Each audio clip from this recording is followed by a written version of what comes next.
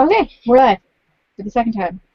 Hello, everybody, and welcome to Bibliomancy for Beginners, specifically our spin-off thing called Nostalgia Junkie, where we're reading the Pendragon books every week. We'll have a new book. It's a spin-off because we're mostly doing diverse reads this summer, although tomorrow's our last episode.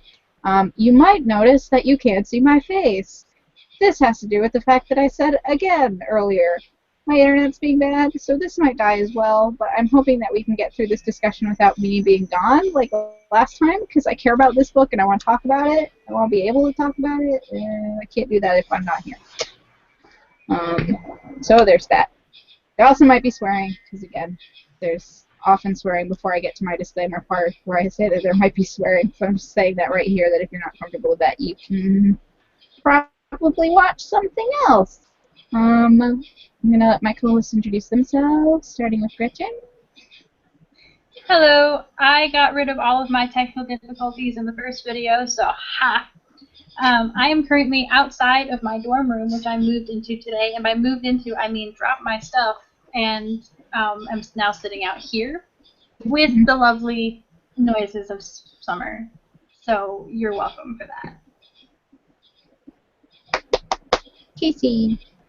Hi, I'm Casey. I'm not at Ithaca because I graduated, but I don't know what to say.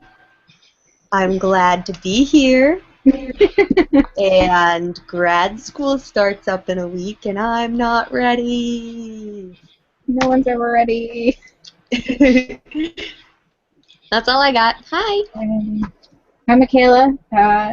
You get to see a very lovely picture of me instead of my actual face, so you get to see me all dolled up for a wedding rather than just me sitting here. Yeah, I got nothing new to say. I'll be going up to school on Saturday. I don't have to be there as early as Gretchen because she has work, and my work doesn't start till Monday, so I get to stay home a little bit longer, although it would probably be better if I was at school because then at least I'd have internet that was stable. Okay, tonight we will hopefully be talking about the Rivers of Zadaa, which is the 6th book in the Pendragon series, and it's one of my favorites, if not my favorite. Am I gone? No, you're here for me. Oh, okay. Am I gone for Casey? Maybe. I think Casey's gone. Oh, Casey! Oh, goddamn. Who's gone? Hey, Casey. Hi. Hi. Hello. Oh, thank God I was the one who left. I was worried it was Michaela. Keep talking. I got to, which is the 6th. Which is the 6th book in the Pendragon series. I will read for you the inside flap because I have it in hardcover, and that means there's nothing written on the back. The battle continues. The struggle of good versus evil continues as Bobby Pendragon follows Saint Dane to the territory of Zadaa. Saint Dane's influence has fueled the fire of discontent between two warring tribes, the Rokidor and the Batu. This is also the territory where the Traveler Lore lives as a member of the Batu. Together, she and Bobby must work to thwart Saint Dane's efforts to destroy Zadaa. But as Bobby pursues Saint Dane, he begins to notice changes in himself. He is no longer a flip kid looking for excitement. He's a young man beginning to see this quest as more than a series of adventures. He's also learning that as a traveler, his powers no normal human should have. In this latest installment of Bobby Pendragon's battle to save humanity, discovery and danger go hand in hand as DJ Michaela takes readers on an emotional thrill ride they won't soon forget. That's the Rivers of Zadaa. If you haven't read the book, we always give a spoiler-free overall review of what we thought of this particular book, so you can know whether it's worth it to skim it or read it in its entirety. It's usually better to read it in its entirety because it's my favorite series, but I also understand that some books are not as good as others. So we'll do that, and then we go into the spoiler-full section because it's a book club, and we always talk about stuff. Gretchen, what did you think of this? So I'm just going to use one phrase, and that is Karate Kid. If you enjoyed The Karate Kid, which I did, you will probably enjoy this book. If you did not enjoy The Karate Kid, I suggest you find something else to read. Because while I do love this book a lot more than the last one, and it's probably my favorite book that we've read so far. Give or take the childhood enjoyment I still have for Nevermore, even if I don't retain that as like an adult. It's on a path to getting better. There's still some things. It's the Karate Kid. You have to be ready for that feel-good speech and that I am a human who is growing. And yeah, so there's good and bad associated with that, which we'll get into. But yeah, Karate Kid. That's all I gotta say. Wax on, wax off.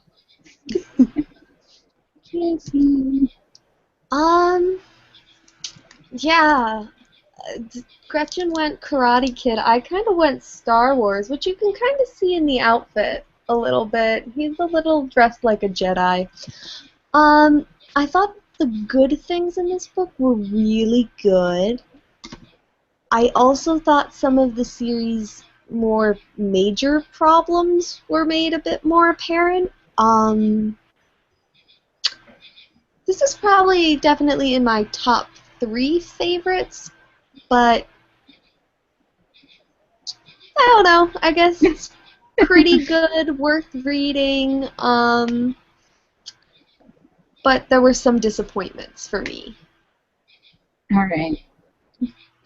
She was so mad. I heard it. I'm not mad. All right. I remember this being one of my favorite books ever because of events that made me so happy that it finally happened, and reading this, having read all of them and knowing what's going to happen later. Oh no. Uh-oh. If she's talking about Lore and Bobby, by the way, I'm gonna be so pissed. That was bullshit. We're supposed to be in the spoiler-free section. Oh, sorry. Yeah, you Everyone died, who read baby. the first book knew that part. What part? What? Oh, Oh, wait, there welcome you back. are. Okay, I'm back. Good. What happened?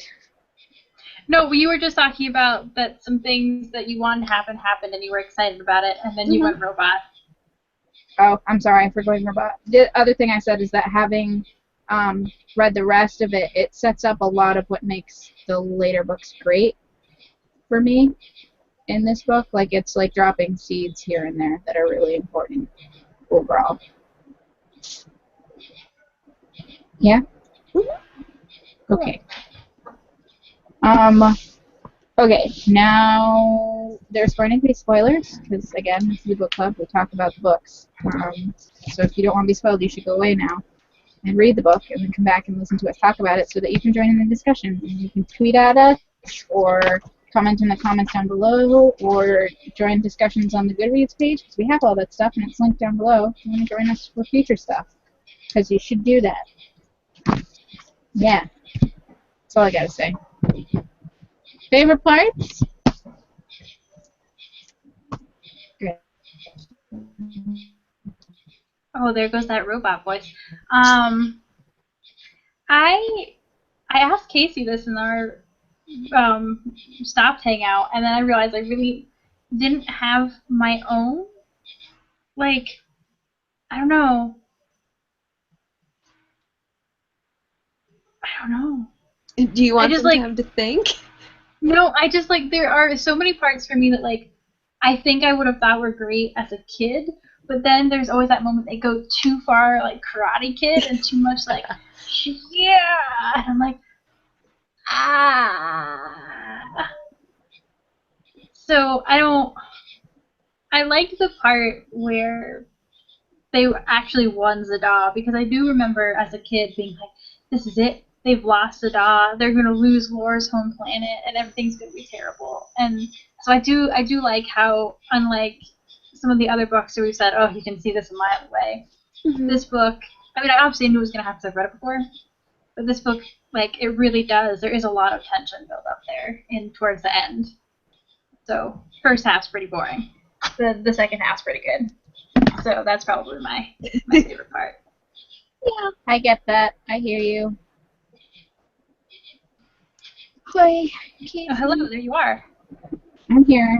Hey, welcome Mostly. back. I've been here. I was listening to all of what Gretchen said. Oh, fabulous. Yeah. Well, yeah, well, this is all going to be kind of a repeat for Gretchen, but, the thing that I really enjoyed about this one was the territory. I think Michaela always has interesting territories, but just the, multifaceted nature of the politics I thought was really cool. I like the two different branches of the Ghee, the past friendly relationship they had with the Rokador elite, the cannibals outside. I wish we'd gotten to interact with them a bit more. Pelea Zinj. I don't know. I thought there was a lot of there, and it felt more real. Like Gretchen pointed out in the last chat that Michaela really likes having the two groups that hate each other, and usually one of them is in a higher position of power than the other. There's so much classism.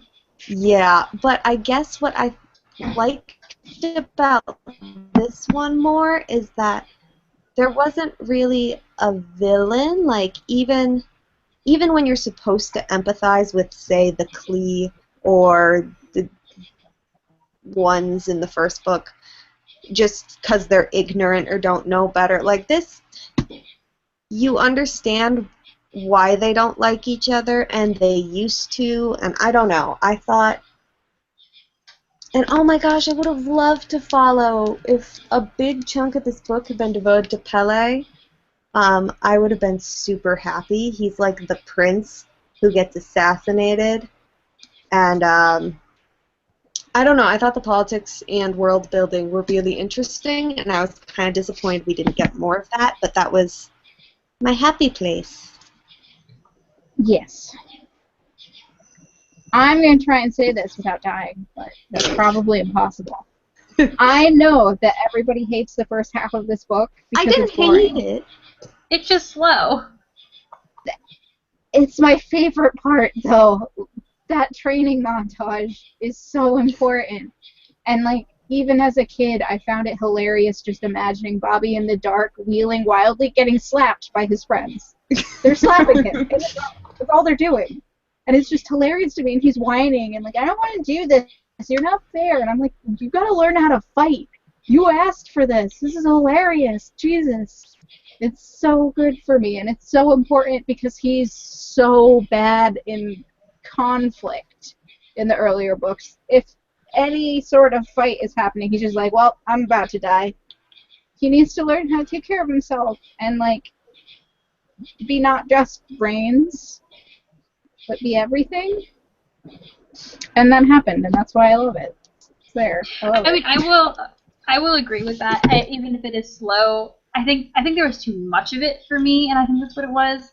Because I can only take him being a whiny ass for so long. But like at the same weird, time, because it was shorter than I remember it. Like it, I don't know. It seemed shorter than I remember it. I remember it being way more of the book than it was, and even then, you guys hated it, but I loved it. So I was like, can I have more of that? I'm being hyperbole. You're being a drama queen. I guess actually, I sort of agree with both of you. My problem, and it's a problem with a lot of this book actually, was Bobby was the least interesting person. Like, I would have loved to see that whole Karate Kid thing from the perspective of, say, Lore, who has to learn how to be patient, or Sangi, who has to learn to believe in Bobby, or like anyone, or Alder. I love Alder. I'm so glad he came back. But it's like, we know where Bobby's gonna go. This is Harry Potter again. Like, I would have liked another perspective.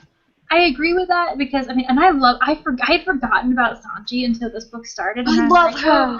She's so great. You.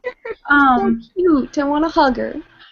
But like, I do agree with Michaela in that sense that this is so important for Bobby as a character because this is everything that we have hated about him up until this point. It's like whiny ass Bobby, ass Bobby. And this is like, he's literally getting it beaten out of him. Like, to a certain extent. He's always going to be whiny ass Bobby. But, Oh, yeah.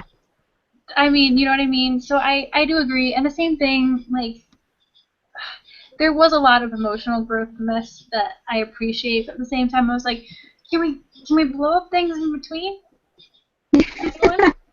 Please? No. No explosions. Not till the end. And the end was so good. The end was really good. Except for like that really awkward moment where Laura was like, no, you couldn't heal them because you didn't know you could. And Bobby's like, yes, this makes sense. I'm like, oh my gosh, Laura is Jesus or something. Or Laura is Lazarus and Bobby is Jesus. I don't know. It was weird. I have theories about why it is that Bobby can save some people but not others, and also St. Dane can save people because he totally saved Courtney at the end of this for no apparent reason. So, but like, wait, yeah, we have to talk about that because, like, is Mitch dead? See, yes, that's what I think, and like that's one of the best scenes in here is that time when you realize that St. Dane is But like Mitch, but Mitch used to be a real person. But So, like, how long has St. Dane been Mitch? Since when he joined Cyclops. Since he joined Cyclops, or maybe right before that in order to join Cyclops. But yeah, basically. Wait. How do we know that? Do we know that? Am I just dumb? It's because his character changed radically then. Oh. I feel like St. Dane must have had better things to do, but okay, that's cool. But also, if Mitchell is St. Dane, are we therefore accepting that St. Dane can be in multiple places at the same time? And if so, why did he not attack all of the territories at the same time and therefore, like, so I think we're supposed to assume that St. Dane doesn't, like, sleep and, like, in his off hours. Yeah, I also think that he just disappears mysteriously because I don't think that he has to travel by vehicle. I think that he can travel some sort of magically, so he can be multiple places very quickly, but I think that there is only one of him. So like, there was at one point where Mitch came back to be with Mark and said, sorry that took so long, there's no way to find a thing around here or something like that. And I was like, I don't think you actually had trouble finding anything. I think you just had other shit to do. And like, we're like, here's an excuse for why I wasn't here for the last half an hour. Well, and I just get so confused between like Bobby's journals haven't happened in the past, but they're being read and it's just like that timeline for me gets kind of wishy-washy. Yeah. No, that might be my new favorite part. That's cool. Yeah. I totally didn't get that. I'm not very bright. It's all right. The other thing that I wanted to say was how I really love how frustrated St. Dane is by the end of this book. He's so pissed off. So pissed off, and I love it. Because that is, like Bobby says, he's frightened. Because his world plan isn't working out the way it was supposed to. And he's being more direct in trying or attempting to kill Bobby. He succeeded in killing Laura, but then again, failed at the same time. I don't know. It's weird. I like that. At the same time, I'm like, but Bobby's like instant realization that I am the chosen one and he must kill me. And I was like, well, my thing is like, why does St. Dane keep why didn't he just kill Bobby? Like, why does he keep inviting Bobby to territory so Bobby can defeat him? It's like, God, at least Voldemort had to kill Harry, like. But I mean, St. Dane, one of his fatal flaws is his pride. And he truly and honestly believes that he can outsmart Bobby, kill Bobby, and take a territory. And he has Velox to say that he can't. Well, no, but at this point he has Velox to say that he can. And I do agree that it shouldn't have taken him this long to realize that he has to just stab Bobby through the head. No, he still hasn't realized that because he still invited him to the next territory, which, don't get me wrong, I'm super psyched about the next book, but Yeah. The next And there book was is like kind a of the James. polar opposite of this book.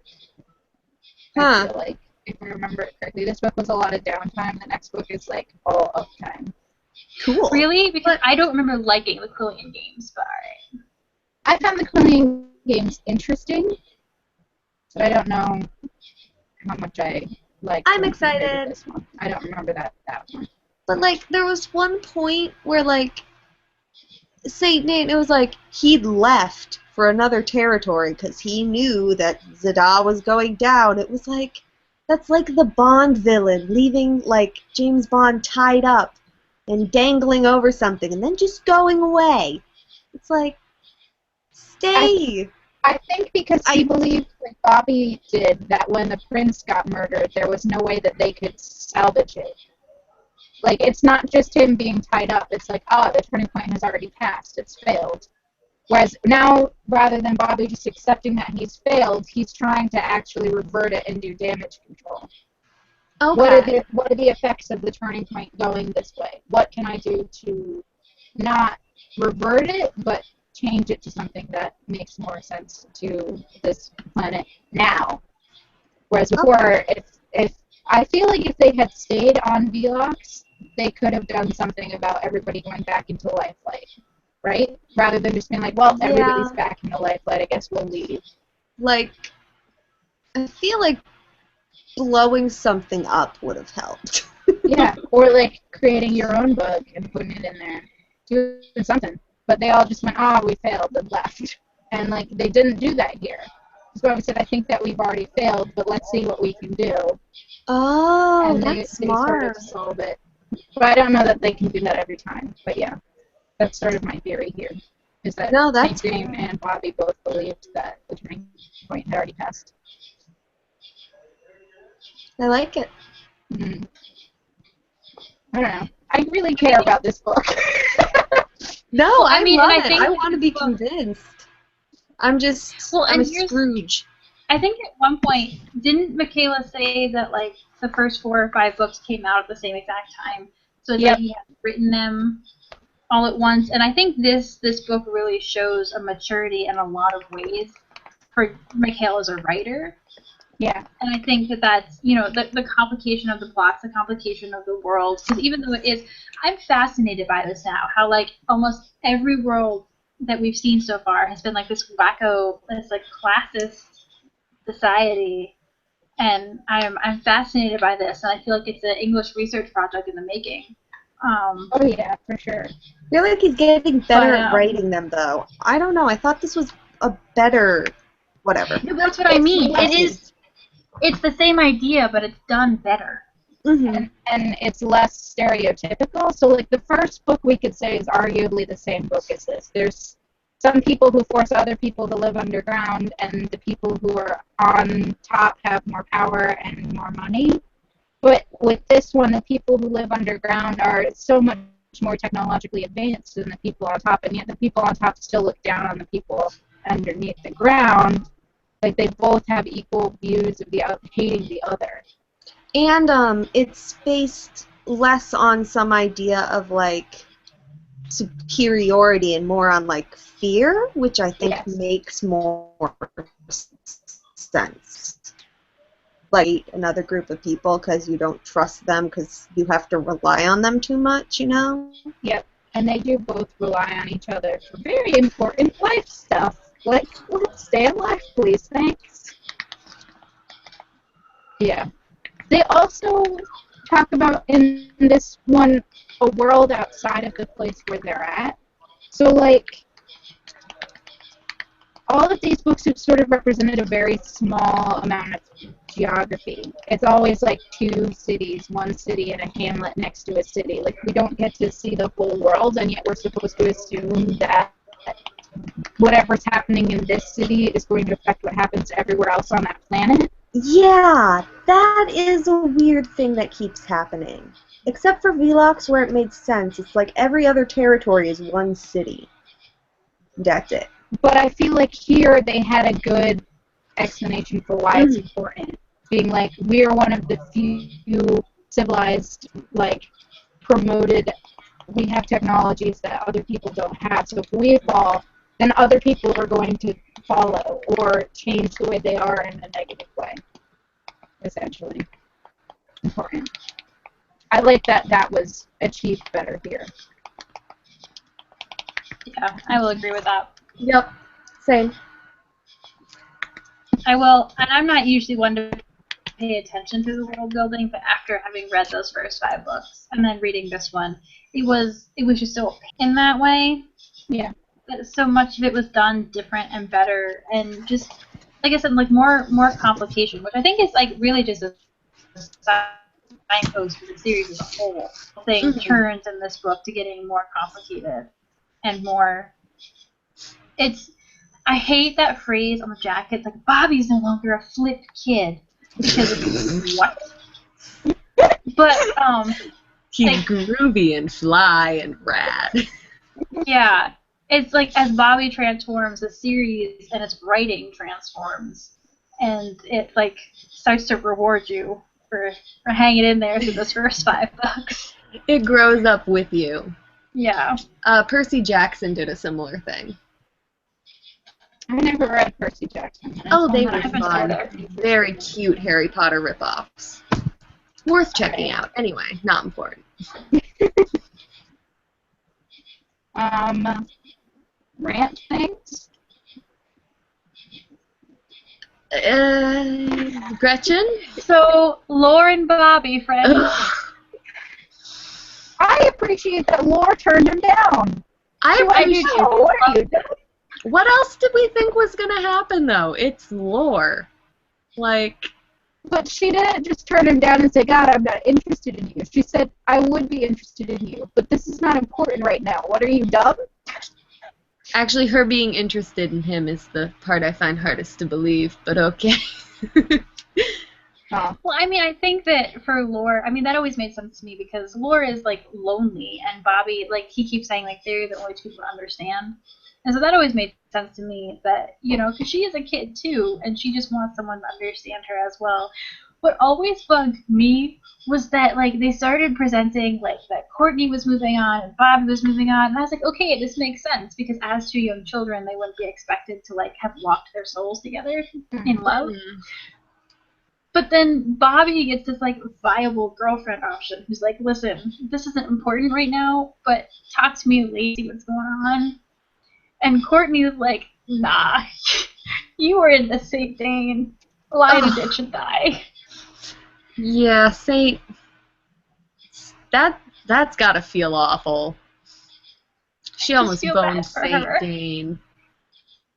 Ugh. I just feel bad, and I don't know why that bugs me so much, but I think it's just because like Courtney really does hit such a bad slope, and I want her to be okay, and like she just tries to get it back together, and it's like no, you don't She get a becomes real the butt boyfriend. monkey of the series, yeah. Yeah, it's like the damsel in distress, the one Mark has to save. I don't know. I don't know what it is about that really bugs me that bad, but it does. The fact that she becomes a damsel in distress. I have no idea what you just said. Damn, she said the fact that she becomes a damsel in distress? Question mark? No, not so much that. I just like, again, the fact that she can't move on. She's constantly trapped by Bobby's world as Bobby is moving away from her. I'd never thought of it like that. But she's also more intimately tied with Bobby because her life starts revolving around Bobby, whereas Bobby's life no longer revolves around Courtney. Right? She has to constantly read about him. So she can't move on. That's what bothers me, though, because it's just like Bobby can have it all. He can go off and save the world. He can do this. And Courtney can't get away from him. And she starts to do that. She tries so hard to. And it doesn't, like, I don't know, maybe it's just like the girl in me, like, and like projecting onto that from like my own personal situations, but just like I wanted her to be able to stand on her own 2 feet. Mm-hmm. But it's because of St. Dane that she fails. But really it's because of Bobby. Because Yeah. Saint Dane has this weird, like, hate boner for Bobby. It's weird. Yeah. I don't know. I don't know if it's because of Bobby. I mean, it's presented that way here, but I don't know if in the long run it's because of Bobby. Mm-hmm. Just knowing what St. Dane's plans are for second. Well, Gretchen made me feel bad for Courtney. That's not easy to do. I mean, she gets hit by a friggin' car. You feel bad for her because of that? I mean, like, I guess. I mean, that sucks. It's like not a good day, but It's not a good day when you not only get hit by a car, but you're left laying in the bushes all evening, much of the next day. yeah, I mean, it's not like a fun time. Oh, Didn't even have her iPod or anything. no.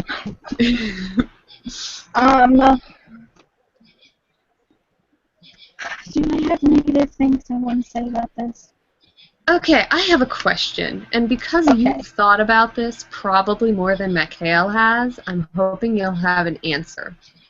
Okay. So they talk about how tragic it is that Spader and Gunny are trapped on Elong. And they talk about at the very end, oh, thank God the flooding did not impact that flume, because otherwise we'd be trapped here forever. Why is there only one flume? There are 2 flumes on Denduron, at least. There are at least 2 flumes on Second Earth / First Earth / presumably Third Earth. Why are we not looking for more flumes?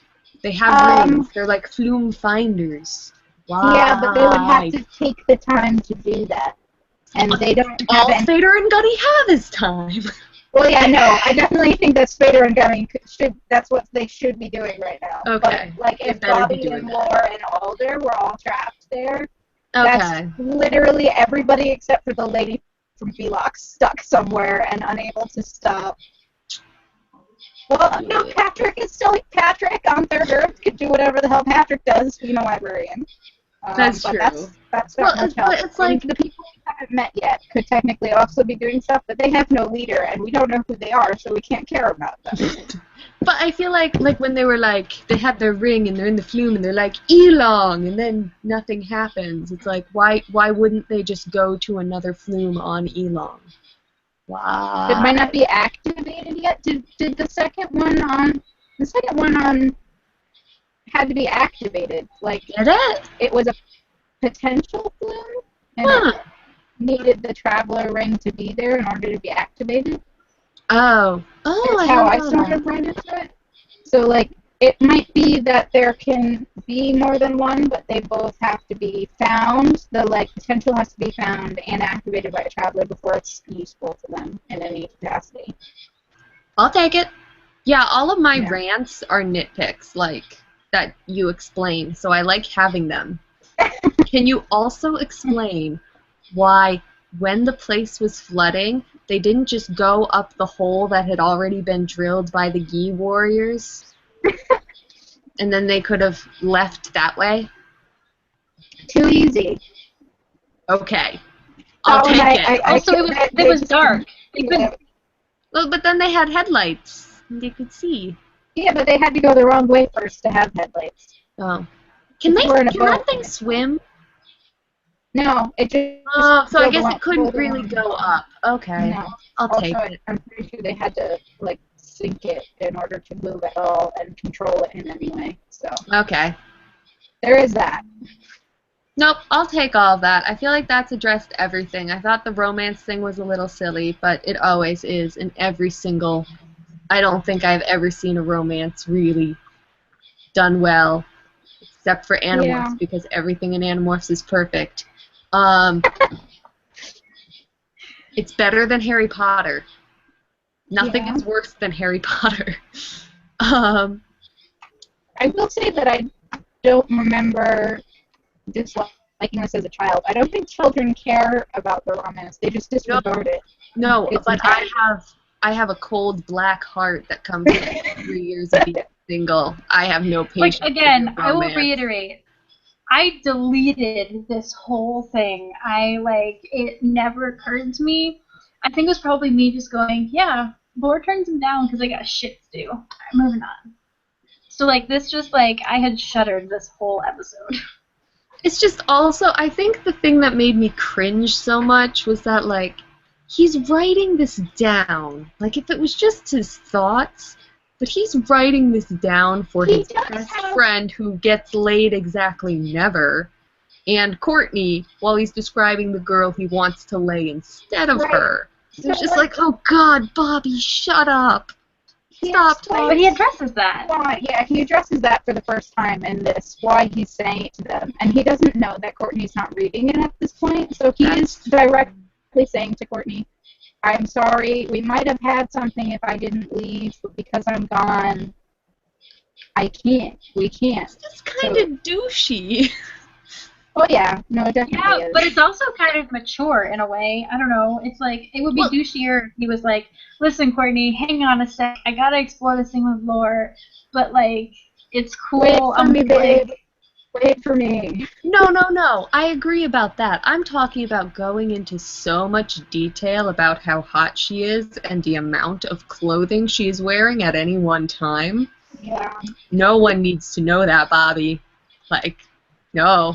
I mean, I think this book for me showed up a lot of issues about him writing the stuff down. We've already discussed that the first part, that narration style causes. Oh yeah, you skipped the first 10 pages because, as conflicts. you guys know, here's what happened the last 12 books.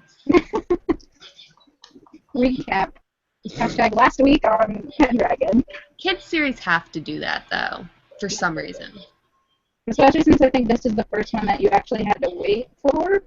Oh, okay, that makes sense. And that these books came out relatively slowly. It wasn't known that they were going to come out 1 year after each other at the same time. They just sort of. I remember every time I went into Barnes & Noble, I checked to see if a new Pendragon book came out because I never knew if one was going to come out. And then when there was one, I was so excited. I was the happiest little thing. That's adorable.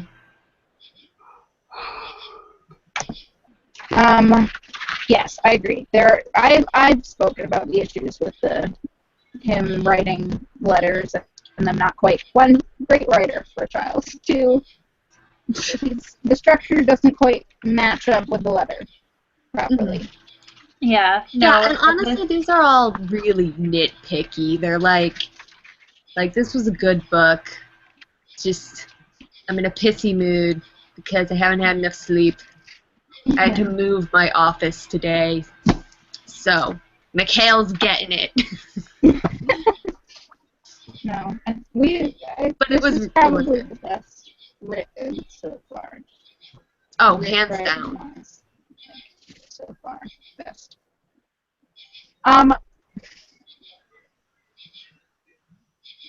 I don't know that I have nitpicky issues with this one. There's things that I recognize as problems, but they didn't bother me because I was just so happy about everything that was going on. So I can't even pinpoint something that I would say, this I noticed and it bothered me. Because there were things that bothered me, but I forgot them so quickly because I just didn't care. Mm-hmm. Okay, so here's the thing that I remember from being a kid, and it's explained by the fact that Andy Mitchell turns into St. Dane at the end, but how drastically he switches Andy Mitchell's personality always was kind of shifty to me, even as a kid. I was like, why is this guy suddenly different? And, we know it's because he's now St. Dane, but even at the same time, I feel like St. Dane should know how to act if he's taking over somebody's life. Right? You know what is great to me, though? Because this reveal comes in this book when everyone is taking some kind of an emotional, transformation. So we see it in Courtney. We see it in Mark. We see it in Bobby. And there's, mini arcs for a bunch of the other minor characters. So when it starts happening, this is, the perfect placement for this reveal. So when it starts happening with Andy, we start to believe that maybe he has more sides than we've seen. Because up until this point, he has been a very one-dimensional bully. Mm-hmm. And because everyone else is going on this journey, we're like, okay, maybe this is super shitty. I didn't believe it in the slightest. I was bullied, and I was like, nah, this ain't happening. But I was like willing to like figure out what was going on because so many of the other characters were changing with him, and then he's Saint Dane at the end, and it's like, oh, God, you. I'm so gullible. Like, I was like, yeah, I mean, Sure, you could be a he better didn't have person. a lot of friends. And, you know, I guess now he wants to have friends. I didn't think there was all it. I thought, I mean, like, I read it, and I was like, oh, so Michaela's doing the bully redeemed story arc. Right. I didn't think it was wildly out of character for an arc that exists. You know what I Right. mean? Like, Yes. we've seen this before, so it was exciting when it was flipped, but it never struck me as fishy, I think, just because I've read that before, played totally straight. Right. And they did that on Buffy, actually. I thought they were having a Cordelia moment. Oh yeah. I've totally seen bullies turn friends because they just need to get their life together. I think the problem I had with it is that it was such a stark, like, from one book to the next difference in his personality that it wasn't a slow enough progression. Yeah. As a person, it was literally like somebody flipped a switch and suddenly he was reasonable. And it might be that because for those first books he was being played so much as Mark's antagonist, that Andy is the Saint Dane for Mark, that he is the bane of his existence. And then we have Andy stealing the journals and him sort of being thought like he's crazy for believing them when these other kids like say, no, they're just stories we wrote up to help rationalize what happened to our friend. And I feel like for somebody who's had that happen, they would never turn around and just be like, hey, you want to be my friend? Kick shoe gently. Like, you want to be buds? Because we should be buds, right? We should be buds. Yeah. No, that's fair. Like, there needed to be, like, some other sort of reconciliatory something or other to, like, build this together. And Mark comments on it, too, when they're the first time that Andy calls him. He's like, dude, you've made my life a living hell. Why are you talking to me right now? Like, what is happening? I honestly, weirdly, well, first off, I guess I thought a lot more time happened, like, passed than did. Like, I thought we were, like, on at least a year between, I don't know, whatever. I can't tell how time works in these books. But I guess it sort of made sense to me just because, like, it seemed like Andy had won. Like, he was the super cool dude in the Cyclops, and, like, I don't know. I sort of thought he felt bad for Mark, to be honest. Which is also totally out of character now that you mention it. But I thought they were doing the bullies bully because they're sad, which I think has been proved bullshit. But, you know, like, that's a popular thing. So once Andy wasn't sad, he wasn't a bully, you know? That's where I went in my head, but Saint Dane is a better explanation. Yeah, it makes sense, but, like, yeah, that was a thing that I know bothered me as a kid, and, like, I had inklings of it, but now that I know that Andy is Saint Dane, I, like, wasn't bothered by it. I was just like, oh yeah, that makes sense.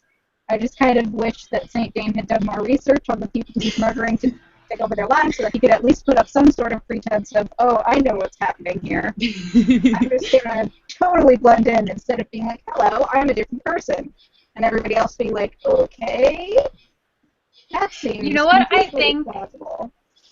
got it for me, and I don't know, like, you remember when he comes to the Cyclops and he has that super stretchy material? Yes. My brain immediately, and maybe this is because I, like, knew this was coming, but I actually didn't remember until I read this. But I just went, chloral. Because it just reminded me of the swimsuit material from Chloral. And, like, the second I read that scene, my brain literally just, like, all caps, chloral. And, like, that was when I... You were like, you're maybe Saint Dane, squint that Oh my guy. gosh, I'm so bad at this. I never see it coming. So, whatever. It stupid fine, children's Casey. books. I have to say that I thought that the pretense of we don't know that Andy is Saint Dane went on longer than it did. Mm-hmm. Like, I feel like there were more books where we didn't know he was Saint Dane. Because maybe it's that Mark doesn't know he's Saint Dane still, because he doesn't.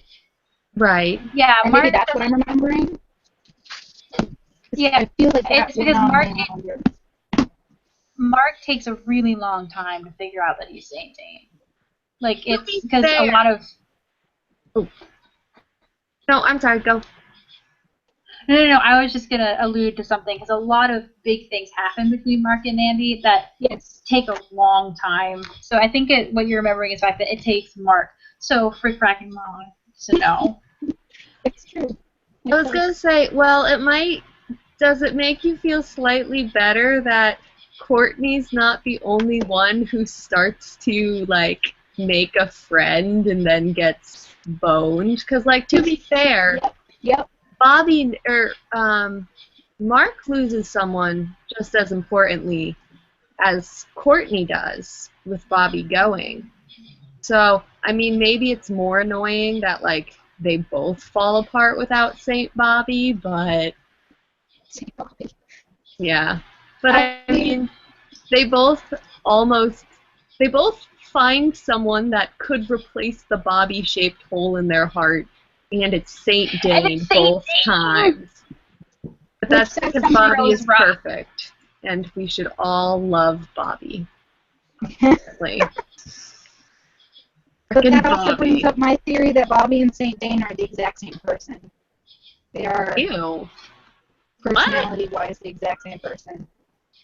But Yin but and Bobby yang in is the universe. Yeah. evil. Right? Is he? I mean, I don't Well, no, love Bobby's him, but not evil, but if that is the only trait in the list of all the personality traits we have for both of them, that's literally the only difference. Is Bobby has good tacked on his forehead, and Saint Dane has bad tacked on his forehead. does Bobby also speak parcel tongue? For all we know, yes. I For all we can't. know. I'm sorry. I can't stop. It's not a ripoff of Harry Potter in the slightest. It's just it has similarities. Yeah. Because of its genre. Yeah, and these were Can't coming stop. out concurrently with Harry Potter, so we can't even say that it's still Harry Potter's tropes. Like, Oh yeah, and I wouldn't anyway because like, well, duh, you just have to read it to know that's not true. Yeah. Just it's part of some of YA's or children's literature, whatever. Yeah. This is a whole other conversation we don't want to start. That's not a bad thing. It's just it's magical boy. No. I know. I have so many feelings on the subject, and it is far too late into the book for us to get into this. Okay. We have to spare Gretchen's feelings because there are too many of them. She will drown us in feels. She cares so much. Is there anything else that we want to talk about? Not really. We talked about the setting. We talked about all the major players. And the major plot things. Okay, no, I think that's everything. Not everyone was really forgiving of the Rockador, but that's like all I have. So that's kind of a nitpick too. They didn't actually do anything though. I mean, they tried to drown. They tried to commit genocide a teeny bit. Just a little. But the majority of the Rockador warned everybody else. It was literally just the people in charge of the Rockador, and we don't know what happened to them. They could all have been jailed. The Rockador people were only at fault for having a fairly totalitarian state. Okay. And most of them are dead, technically. Like, it made it sound like there was only, like, 20 of them left. Like, there weren't a lot. Okay. I'll cut them some slack then. It was just like genocide's kind of a shitty thing to do. In case you guys weren't aware. Did you? Public service announcement from Casey. Genocide is bad. Pretty bad. I mean. Yes. So, next week, around this time, hopefully you'll be able to see my face because I'll be at school. Yay! And not sound like a robot. And not sound like a robot. We'll be talking about the Quillian Games, which is the 7th book in the series. We're almost done, guys. There's only 10 books in the series, and we're at 7. Oh. So we're almost done. I'm Ooh. prepared. What? I've been having fun.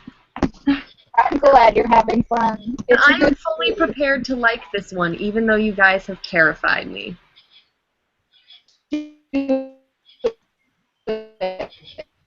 Oh. Uh-oh. I just got bleeps and bloops. Yep. So, Want to try that one guys, again, next Michaela? week, He's dead. Warn Oh. Michaela. yeah, so next week at about this time, or earlier actually, we're going to Earlier. be doing the Quillian Games, the 7th book. Yep. Come back, read along with us. Yes. I hope that y'all can see your frankly. I'm so tired, Michaela guys. I misses can't you. even I'm back. explain. I'm here. Oh wait, she is here. Yeah. Also tomorrow, we're talking about skin trade. It might just be me and Taylor, depending on whether Gretchen has time or not. Yeah. Sorry. It's okay. But yeah, that'll be fun because there's vampires and werewolves and tigers and people die. People Oh die. my. Yeah. Yeah. Mostly it was getting ready for grad school, but I'll be honest, I heard the various wares that were in that and was like, yeah, I think I'm busy. It's so good though. They get murdered. She's a vampire hunter. The main character is a vampire hunter. It's so Okay. good. So clearly, guys, Michaela is very impassioned about this. You have to tune in tomorrow, or she will Taylor's come gonna after you hate with her wear it powers. too. Like, so that'll be fun. Taylor's gonna hate it. He's got problems with it. He's spoken to me about it, but yeah. Yeah. He'll have things to say that I'll be like, it's fine because I love it. It's fine. I love it. Yep. Okay. You guys want to shout out your social media if people want to find you around the place because we all have blogs. Blogs. Barely. Well, you can find me at thedrunklibrarian.wordpress.com. In theory, I update every week, but that doesn't really happen. I'm almost done with The Fault in Our Stars, though, which is so exciting because then I can stop reading it. Have you picked your next book yet? No, I want something macho and shitty, so if you guys have ideas, tweet at Biblia whatever, or comment or something, because I could use ideas. Tweet at Bibliomancy 101. That's the one. Yeah, I already gave you my ideas. All I got is check Phonic, because it's got a very love-hate relationship. Gretchen, where can people find you? I am from the blog My Life is a Notebook, which is starting to update more and more, and possibly more over the school year because Michaela and I have plans. We do have plans, secret plans. And if not, I will just be shamelessly promoting Michaela in our effort to partnership to get more free books. So that's adkwriter15.wordpress.com. I am adkwriter15 on Twitter, on My Life is a Notebook on Facebook, and Gretchen Homer on Goodreads. And I'm Michaela. You can't see me, but I swear I'm cute. I have a blog called The Pied Pepper Calls.wordpress.com. I talk about comics and books and K-pop mostly.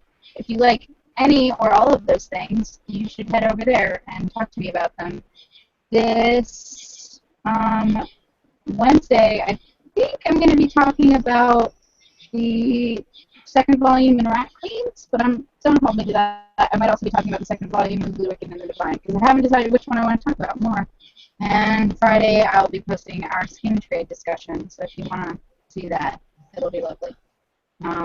Also, Taylor and I have a podcast. You don't know Taylor because he's not part of this, but he's part of our normal book club. Taylor and I have a podcast that's going to be coming out not this Sunday, but next Sunday, where we're going to be talking about a bunch of the summer K-pop that came out over the summer, because it's great. Oh, joy. You should look out for all that stuff. We'll talk to you, well, I'll talk to you tomorrow, for sure, but the rest of us will talk to you in a week. Yep. Annyeong.